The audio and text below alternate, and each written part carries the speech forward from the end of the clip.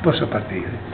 Allora, qui abbiamo una delle vincitrici, anzi, prima classificata ex aequo, che ti chiami? Ilaria Filippini. Ilaria Filippini, di dove? Granarolo Faentino. Granarolo Faentini.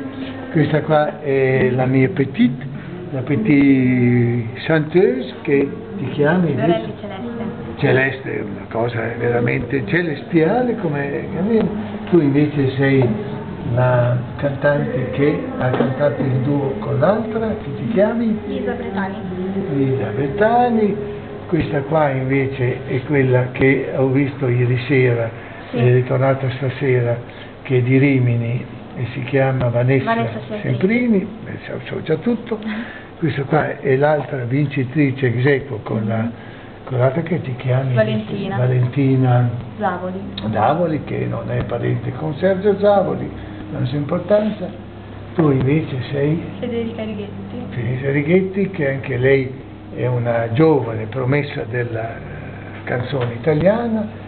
Lei stasera non ha cantato, vero? È stata muta, complimenti. E qui invece abbiamo Gianluca Conti, che è sempre stato una persona molto ospitale, che ancora oggi i francesi mi hanno telefonato ricordando l'Hôtel Dea da lui gestito, perché hai un'ospitalità nel tuo albergo, si sta benissimo, soprattutto la cucina è formidabile. Grazie. Grazie a voi di aver partecipato anche alla degustazione dei piatti. Ah sì? Sì, la festa è stata bellissima, le cantanti hanno cantato benissimo, è stata una cosa meravigliosa. Vedremo sempre la sua presentazione con Paolo Conte. Vedremo sempre volentieri da te, caro Gianluca.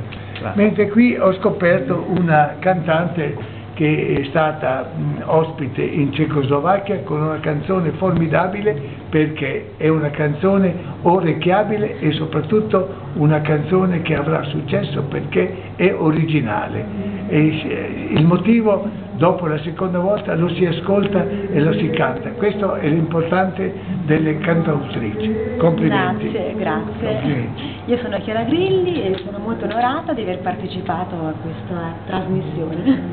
Bene, mi fa piacere. Grazie. Poi l'onore soprattutto di essere con un grande artista, come un grande presentatore che adesso dice un po' la sua carriera.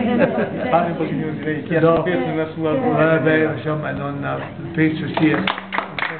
Grazie. Spero di poter essere utile in qualche altra manifestazione, perché in Romagna la vita è sempre una festa. Grazie a tutti voi, buona serata e buon fine a Ferragosto.